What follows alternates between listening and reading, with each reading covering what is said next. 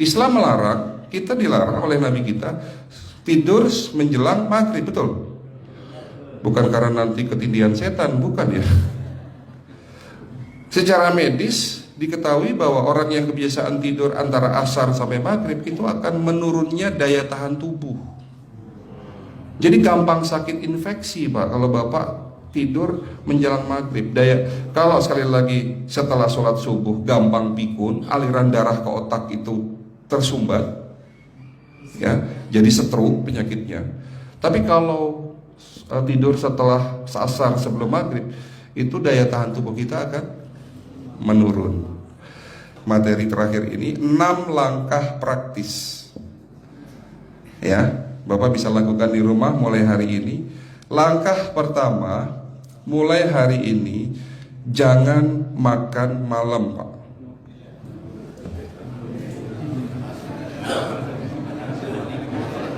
Ya,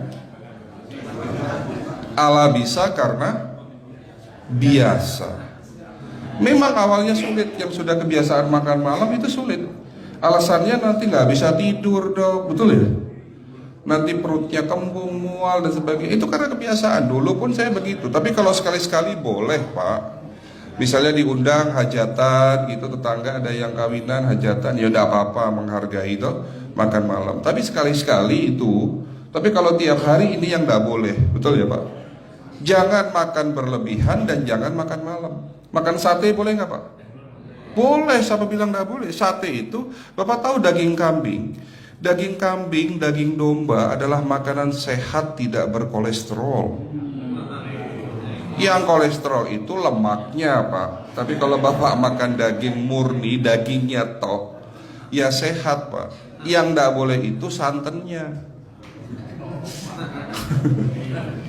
Jadi makan gulai itu jangan, kalau gulai sate aja udah, ya, ataupun dibuat apalah, dibuat empal, ya. Oke, itu yang pertama. Yang kedua, tolong catat, jangan tidur larut malam, Pak. Batasan tidur jam berapa, Pak? Jam 11 paling telat. Jadi jam 10 harus sudah tidur. Kenapa? Apa penjelasan medisnya? Orang yang tidur di atas jam 11 akan terganggu fungsi livernya, Pak. Dimana liver kita ini fungsinya banyak. Ya, ada 500 fungsi liver loh, Pak. Fungsi jantung ada berapa, Pak? Fungsi jantung 1. Fungsi jantung tugasnya untuk mompa darah. Fungsi ginjal ada berapa? 2. Absorpsi dan filtrasi. Fungsi liver 500 fungsi. Jadi organ yang paling berat dalam tubuh kita kerjanya adalah liver. Liver akan rusak manakala kalau kita tidur di atas jam 11 malam. Berarti 500 fungsi liver bisa rusak, Pak. Ini salah satu penyebab diabetes. Bukan hanya kerusakan pankreas, tapi rusaknya liver bisa jadi penyakit diabetes, Pak. Jadi kalau sakit diabetes itu yang terganggu itu sebetulnya bukan hanya pankreasnya, livernya pun rusak, ususnya pun rusak. Makanya dalam pengobatan diabetes di klinik kami itu bukan hanya ngobatin pankreas, tapi 3 organ penting ini saya obati: usus, liver, dan pankreas. Kebanyakan kenapa?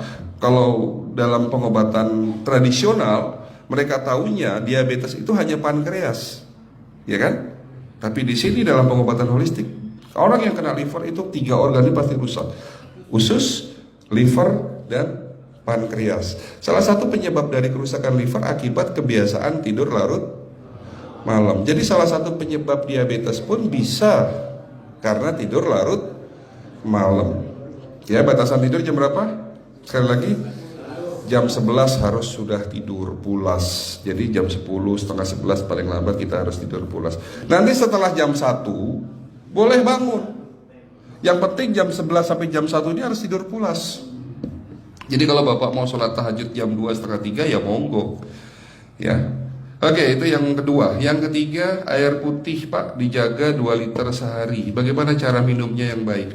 Rasulullah sudah ngajarin kita ada 6 sunnah. Harus duduk, pakai tangan kanan, seteguk demi seteguk, membaca basmalah di saat minum, diakhiri dengan alhamdulillah, kan begitu. Ya, pagi hari minum 1 gelas bangun tidur sebelum sholat subuh. Setelah sholat subuh boleh teh, tapi juga dibilas dengan 1 gelas air putih. Sebelum mandi nanti Pak, minum air hangat. Kalau Bapak mandinya pakai air dingin boleh, tapi sebelum mandi minum air hangat, biar tubuh kita ini jangan terlalu dingin di saat kita kena air dingin. Sampai maghrib pastikan 2 liter sudah masuk dalam tubuh kita. Malam mau tidur, tolong perhatikan Ibu ya, malam mau tidur jangan banyak-banyak minum. Nggak boleh minum malam itu segelas sampai 2 gelas mau tidur. Cukup seteguk 2 teguk saja. Karena kalau sampai kita minum mau tidur 1 gelas besar, ginjalnya malah rusak Pak. Ya. Oke, itu yang ketiga. Yang keempat, puasa. Lakukan puasa secara rutin, insya Allah kita sehat. Nah, untuk penjelasan atau materi puasa nanti bisa hubungin staf saya. Nanti di bulan Ramadan tahun ini, kalau memang masih ada slot 1 sampai hari ke-20, saya bisa mengisi manasik kesehatan yang berkaitan dengan manfaat puasa untuk kesehatan. Insya Allah kalau memang masih ada slot waktunya, karena kita di bulan Ramadan hanya 20 hari kita mengisi manasik. Ya, oke, itu yang keempat. Langkah keempat. Langkah 1, 2, 3, 4. Langkah kelima. Nah, sebelum saya menjawab yang kelima, saya ingin membacakan sebuah sabda Rasulullah. Rasulullah bersabda, di dalam tubuhmu ada segumpal daging. Jika segumpal daging itu sakit, akan sakitlah seluruh tubuhmu. Dan jika segumpal daging itu rusak, akan rusaklah seluruh tubuhmu. Apa itu segumpal daging?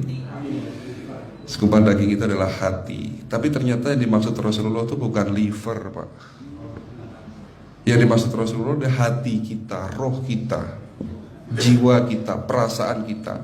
Kalau hati kita rusak, kita banyak penyakit hati, iri, dengki, sombong, takabur dan sebagainya. Penyakit fisik akan muncul dalam tubuh kita. Ya, tidak ada orang stres itu sehat, betul enggak Pak?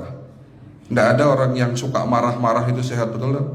Bahkan Rasulullah mengajar senyum adalah ibadah. Senangkan orang lain, permudah urusan orang lain, insya Allah kita sehat. Ya, jadi itu langkah ke-5. Langkah 1 sampai langkah ke-5 sifatnya individual. Bapak bisa lakukan sendiri di rumah. Tapi langkah ke-6 ini butuh bantuan pihak dokter atau rumah sakit. Kira-kira langkah ke-6 apa Pak? Lakukan pemeriksaan sebelum sakit. Jadi periksa itu jangan nunggu sakit baru periksa. Jangan seperti kayak Bu Ustazah tadi, diajak periksa, jawabannya takut ketahuan penyakitnya. Setelah stroke baru datang ke klinik untuk minta diperiksa. Kalau sudah stroke susah nggak nyembuhinnya Pak? Kata kayak beliau nih, sudah 2 tahun tidak sembuh-sembuh karena sudah terlanjur stroke. Tapi kalau beliau melakukan general check up, mohon maaf ya Pak, kalau beliau melakukan general check up rutin, insya Allah tidak akan kena stroke, karena sebelum stroke sudah diobati dulu. Karena stroke ini bisa kita lihat dalam scanning dengan alat yang saya punya, insya Allah kelihatan ini. Oh ini sudah mulai ada tanda-tanda mau penyumbatan, buru-buru diobati. Memang takut Pak, tapi pesan saya jangan takut. Ya, lakukan pemeriksaan supaya kita tahu, supaya kita kenal. Gitu ya Pak. Jadi kira-kira di jemaah ini ada enggak yang mau saya ajak periksa kita semua? Pesan terakhir dari saya, lakukan pemeriksaan sebelum terlambat. Ini pesan saya dan pesan seluruh dokter di dunia sebetulnya. Lakukan pemeriksaan sebelum terlambat. Ya, karena dengan kita melakukan pemeriksaan kita akan kenal tubuh kita. Kalau sudah kenal kita akan sayang sama tubuh kita. Betul Pak? Ada pepatah mengatakan tidak kenal tidak sayang. Cukup sekian dari saya. Mohon maaf kalau penyampaian kami kurang baik. Akhirul kalam, wabillahi taufiq wal hidayah. Wassalamualaikum warahmatullahi wabarakatuh.